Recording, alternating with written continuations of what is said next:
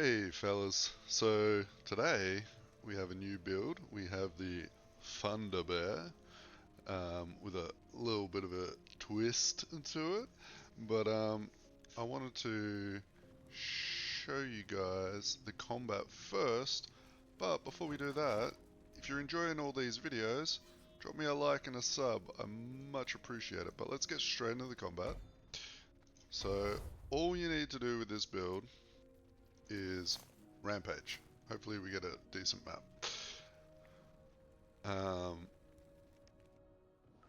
Okay, so get into your bear form and Rampage.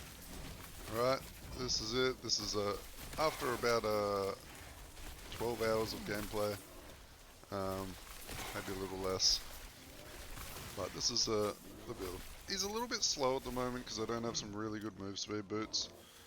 Actually, my boots and my amulet are really bad. I was using them to maintain my rage. But as you can see, this is sort of starting out an empowered monolith, but you can see that it is very comfortable.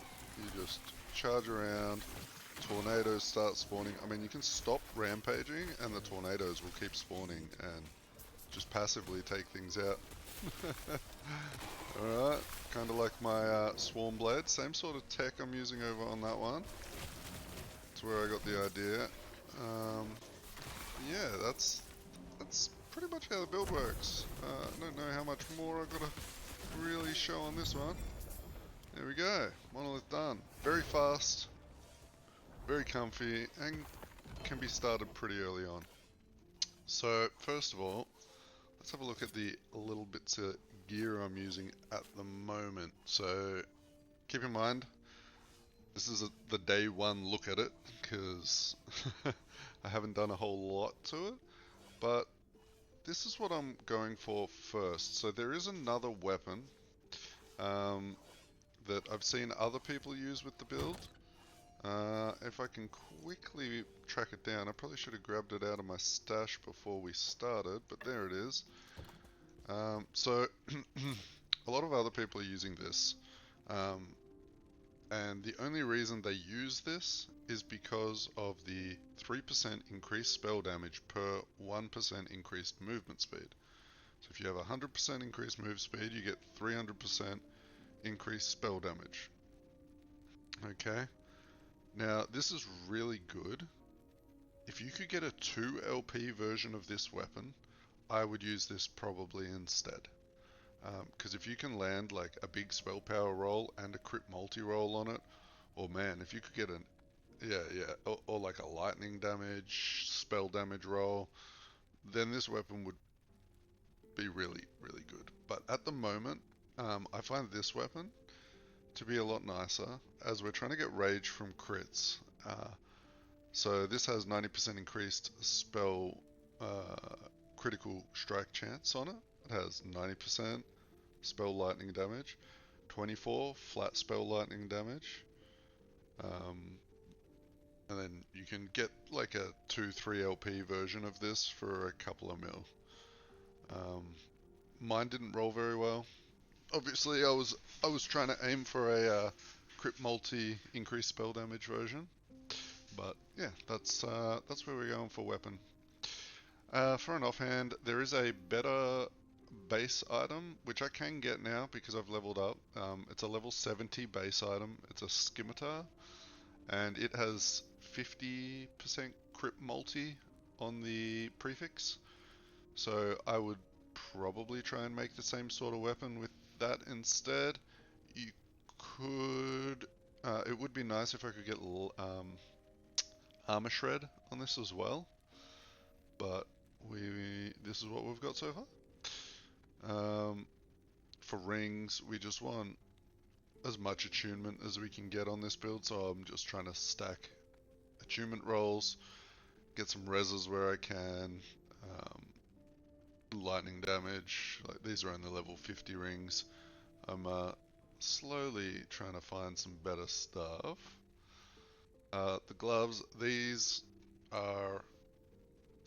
really make the build shine. This is what is causing those fire tornadoes to spawn.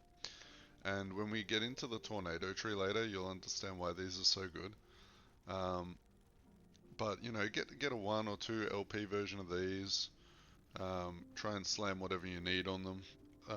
So for me, I might get crit strike avoidance on it, maybe some health or something along those lines.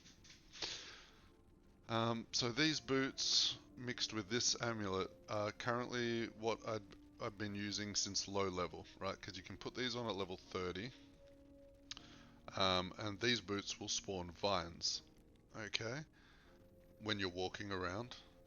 And then the amulet will give you 2 rage per vine that you have. So it's just an automated system. As long as you're moving, you're summoning vines, you're getting your rage back. So by level 30 with this combo, you can sustain bear form and start using this build, okay? But eventually, I'm going to change the amulet out for something with big spell power, crit multi, and the boots, I'm going to get something with like 60-70% move speed on them, so I can charge around like a madman. I'm testing out this belt at the moment. I might swap back over to the Brewmaster belt for more endurance, but this belt seems nice so far. It gives a decent amount of crit and crit multi, and your health potions can crit, and it has some good poison cold res in the prefix slots as well. For the relic, I don't really know what I'm doing. I just got crit multi and attunement and some resistances. There might be a better unique one out there. I've been thinking about using the is it Storm Chaser or something? I'll put it in the build guide. It's on hit has a chance to summon a Storm Totem. Storm Totem scale with attunement. It would just be extra lightning damage, probably what I will end up using. Okay. As for idols, we have these. These are low rolled, but you know, if you can get some 40% spell damage while transformed, that'll be awesome. With the suffix of lightning damage. Okay. There's also 1 rage per second while transformed on this one. I'll probably keep rolling these and look for any sort of crit rolls I can get. And this one has 2 rage, so same thing as the others. And then these ones I've just gone for endurance threshold, max life, elemental res while transformed. This gets us all our elemental res from our idols. And then you can see you can hit increased critical strike chance and crit multi on these idols. And I've got a couple of those landed. I haven't managed to get it on this one yet, but they're nearly all done. And then in the middle here, I've just gone for some lightning pen health to finish her off. Okay, pretty good setup. Some of these might be quite expensive, so good luck on finding the idols. And let's move on to the points. Okay, I'll sort of explain where you can change and where you can start playing the build. So start off just grabbing attunement. We like attunement. All our lightning scales with attunement. We want a dual wield so we can have the 2 weapons. Some health. We got some spell damage. We will probably come back and finish this node off. We'll probably come back and put some more points in this node. And I think that'll be it.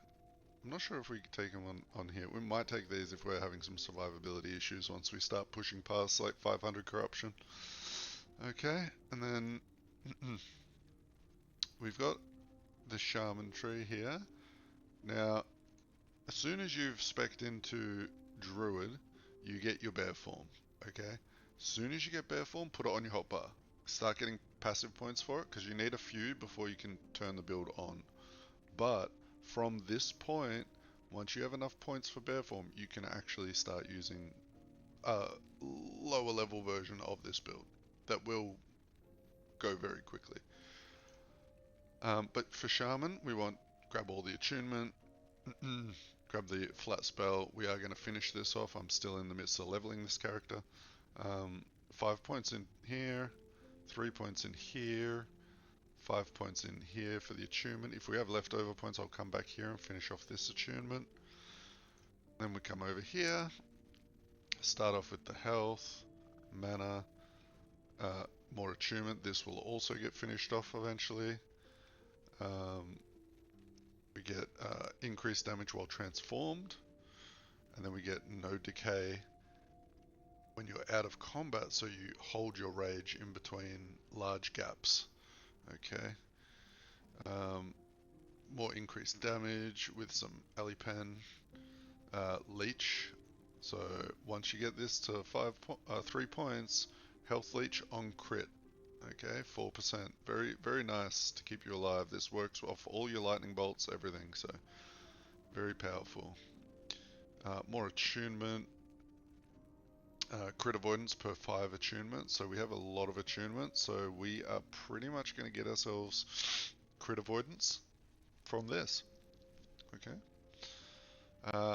I'm going to remove this point. Let's just ignore that one. I forgot I put that in here. Increase health regen. Then we get here. This is where we start to... Once you get 8 points in here, you can start looking at getting rid of the amulet boot combo that I've got. So increased crit chance and then rage gained on crit plus 3. Okay, once you get this, you can start looking at getting some real beefy amulets and boots. And then we're probably going to finish off here and grab all this health and endurance threshold. Okay, eventually I will probably come in here and grab this, damage taken from nearby enemies. And that's that on that tree. Okay, now for skills, starting off, if you're leveling this build from the start, we get Temper Strike, and we come straight down here. Stormbolt, Concentrated Storm, Either Storm, and Rending Vortex. Crit chance per Maelstrom. Okay, very powerful. Means all of our lightning bolts, depending how many Maelstroms we got, we're getting extra crit chance, and that's base crit chance. So it multiplies very well. We come over, get lightning strikes twice. Then I start working down here. I get 2 points in lightning pen first. I come up here and grab this. Then I come back and max out the lightning pen, and then jolting strikes. Okay.